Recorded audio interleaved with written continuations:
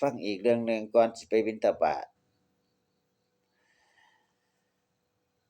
ในประการที่เก้าบอกว่ามักถูกโกงถูกเบี้ยวเงินเนี่ยผู้ใดข้อนี้ผู้ใดคนยืมเงินเนี่ย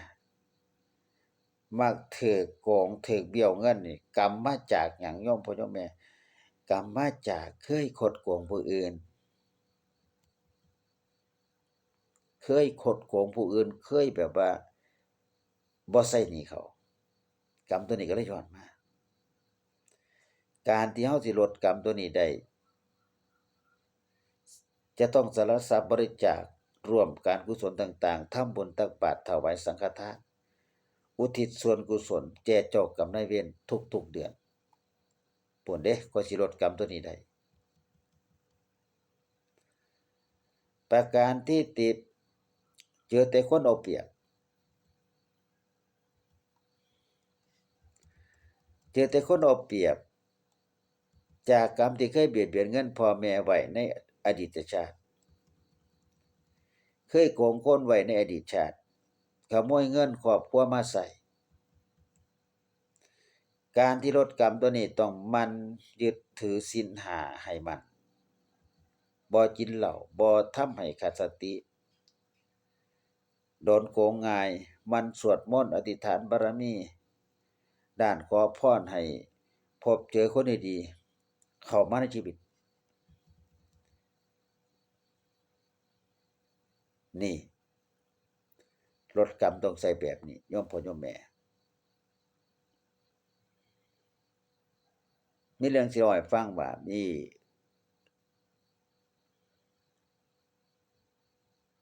เจตนาในการทำเรื่องที่เรากฎแห่งกรรมนี้เพื่อให้ทุกคนตระหนักถึงบาปบุญคุณโทษเพราะโลกนี้บ่มีอิหยังเกิดขึ้นมาลอยๆพอมาลงมือในเหตุเฮาบ่สามารถปฏิเสธผลที่สำคัญเพิ่นบอกว่าจงฟ้าวทำความดีเพราะชีวิตนี้นั่นมันสั้นกว่าที่คิดโยมพ่อโยมแม่เรื่องเล่ากฎแห่งกรรมเหตุใดลูกใช้เงินเก่งผลาญทรัพย์สมบัติพ่อแม่เดี๋ยวสิเว้าสู่ฟังสัตว์โลกมีกรรมเป็นของตนมีกรรมเป็นผู้ให้ผลมีกรรมเป็นแดนเกิด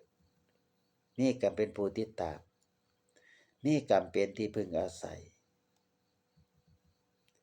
เฮาทำกรรมอันใดไว้เป็นบุญหรือบาปเฮาสิต้องได้รับผลของกรรมนั้นๆสืบไปเรื่องเล่ากฎแห่งกรรมเนี่ยมื้อนี้ขอนำเสนอเรื่องเหตุใดจังมีลูกผลาญทรัพย์สมบัติและก็ใช้เงินเจ๋งโอ้ฟังชื่อว่าพ่อแม่หลายๆคนที่ต้องประสบกับปัญหาคือมีลูกเทวดาคือใช้เงินเจ๋งขอเงินดู๋ใช้จ่ายสุรุ่ยสุร่ายในขณะที่ลูกคนอื่นเขากลับกตัญญูใช้จ่ายเงินอย่างประหยัดช่วยเหลือค้ำจุนพ่อแม่เหตุใดลูกเฮาจังถึงบ่ดีคือกับลูกคนอื่นยกตัวอย่างให้ฟังผัวเมียคู่หนึ่งเนี่ยทั้งคู่เป็นสามีภรรยากันทั้งคู่ก็ทำกิจการโรงน้ำแข็งทำให้เป็นครอบครัวที่มีอันสิกินครอบครัวหนึ่งล่ะวะเลยทีเดียวพวกเขามีลูก2คนเป็นผู้ชายคนหนึ่งเป็นผู้หญิงคนหนึ่งคนผู้ชายชื่อว่าเอานามสมมุติเนาะนามสมมุติจั่งใดวะชื่อว่าแบงก์ก็แล้วกันส่วนผู้หญิงก็ชื่อว่าบีแบงก์กับบีเนาะแบงก์เป็นนักศึกษาวัย25ปีที่ยังเรียนบ่จบสักเที่ยแล้วก็ซิ่วไปปีหนึ่งคือตก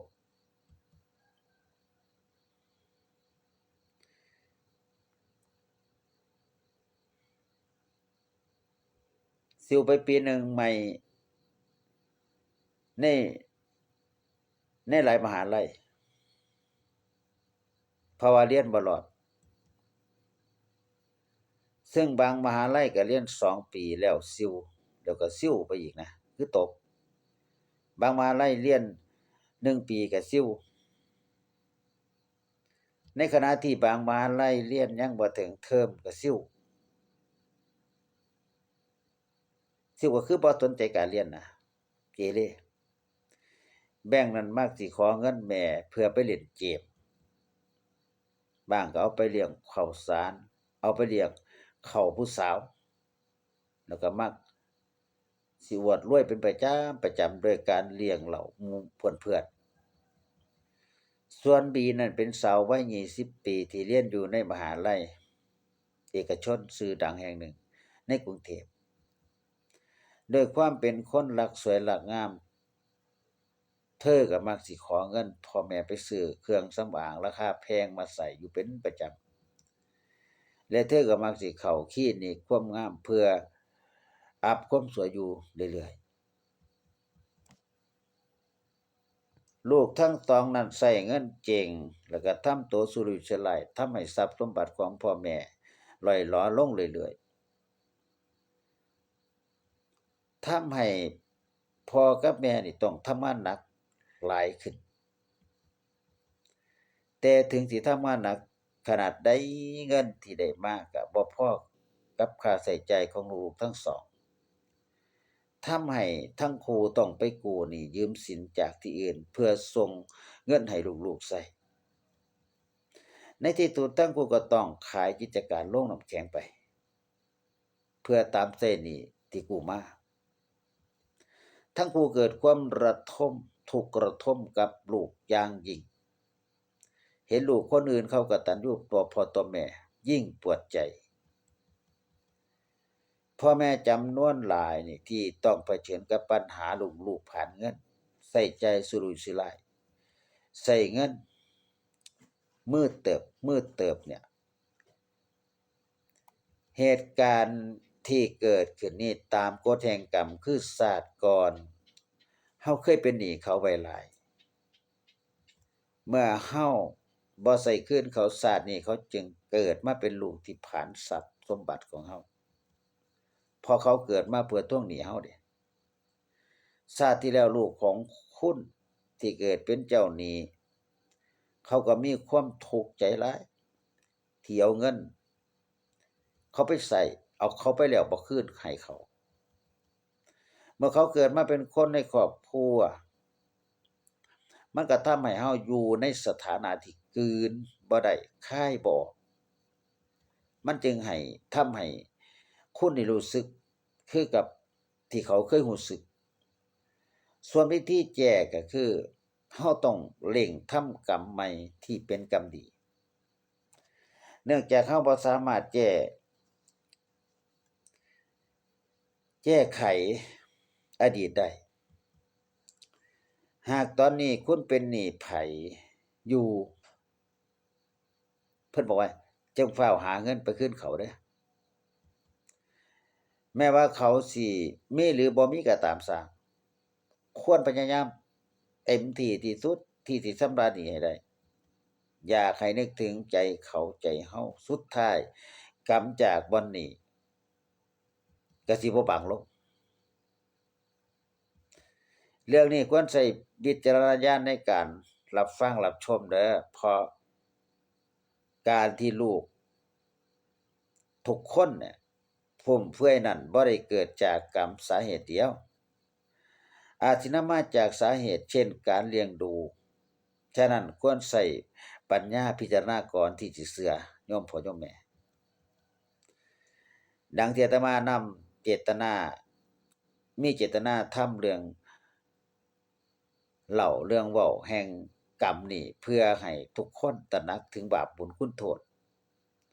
เพราะโลกนี้บ่มีหยังเกิดขึ้นมาลอยๆพอมาลงมือในเหตุเราบ่สามารถปฏิเสธผลที่สำคัญจงฟ้าวทำความดีเพราะชีวิตนี้นั้นมันสั้นกว่าที่คิดสำหรับมื้อนี้